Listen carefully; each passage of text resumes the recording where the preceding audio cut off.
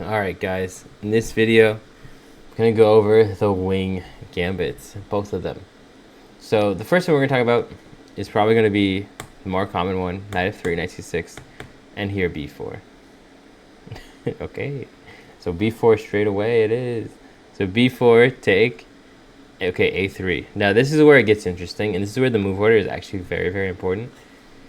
If you take, you kind of justify everything he's going for. You can already see the eval drop. Nothing crazy. But what we like to do is go e6. And e6 is a very important move because we need to clarify the center in the right way before we go for anything. So let's say they go d4. Now here we can go knight f6. Knight c6 is quote unquote a mistake because here they can go d5. Take, and then there's a bunch of tactics with the open lines. There's queen e2, d6, a bunch of stuff. We don't want to mess with it. So we go knight f6 first. And the whole idea of knight f6 first is they have to defend this pawn. If they go e5, knight d5, the knight is super solid here, controls a bunch of great squares. A very good octopus, I would say. So bishop d3, for example, is a more common move. So bishop d3, and now we can go knight c6 because d5 is non-playable. So d5, we would just take everything, and life is good.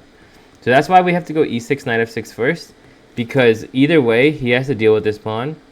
And once he deals with this pawn, the d5 thrust is now no longer kind of there. Okay, so that takes that away. So let's say we go here. We get all this in. And now, okay, this is the phase 3 of the wing gambit. That's really important. Is white will run out of waiting moves before black. So don't take here. You keep the tension and just develop your pieces.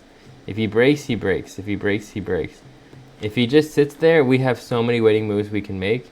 We can go bishop d7. We can go a5. We have basically a plethora of waiting moves. So very important with this wing gambit is make them run out of moves, and there's no rush. Don't take the second pawn, keep the tension, and let him run out of moves. Now the other kind of gambit that I want to talk about in this video is with a3. So a3, the easiest way to play, absolute easiest way, is just go g6.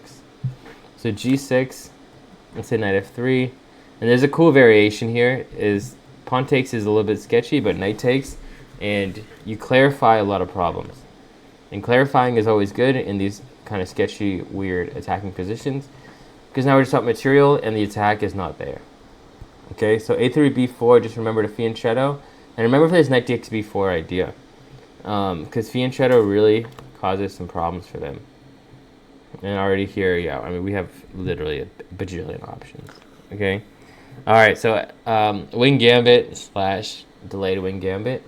Look for g6, bishop g7, or take the pawn, but don't take the second pawn, and enjoy your fantastic life by outweighting your opponent and having, remember, knight f6 first, then knight c6, and black is doing super well here. You should be very happy with this position. All right, so this is how you beat the wing gambit and the a3 gambit. Make sure you check out my other videos on the Sicilian, and hope you guys were entertained. Peace.